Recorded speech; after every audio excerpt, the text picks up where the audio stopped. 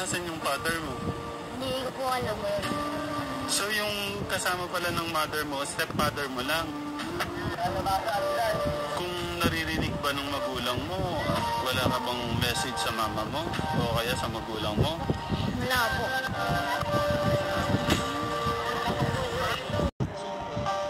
Baka naman na-spoiled mo si Dave, kaya Martin.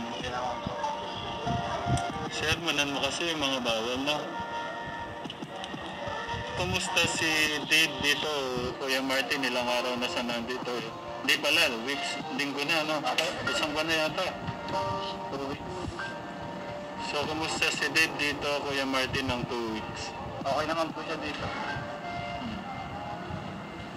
Medyo matigas ng ulo. Medyo matigas talaga. Medyo lang po. Sana bawasan na. Nakikinig naman po siya sa akin. Ako nga, na-miss ko na eh. Sobrang miss ko na eh. Kasi bawal sana eh.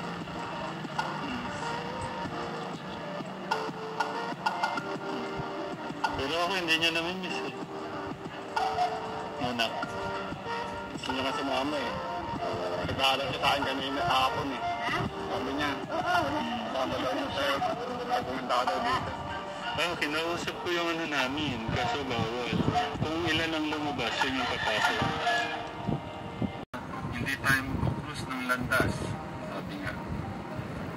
So gusto ko, balang araw, makausap mo yung mama mo, mapatawad mo, no? So, kumari lang, naririnig ng mama mo, ano yung gusto mo sabihin sa mama mo?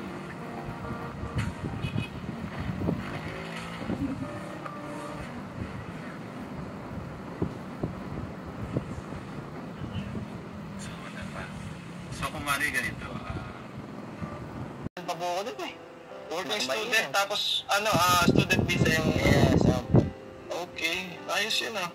So ayan po mga kapambihira, napag-usapan lang po natin to kasi ano ito eh, medyo critical po itong usapin na to kasi na para bang na-avoid itong usapin na to kasi sa kabila, pag nabobrought up ito, sasabihin nila ay maglabas tayo ng ebidensya. So itong si Dave, sinabi po niya, nagpirma po siya, nagkaroon po talaga ng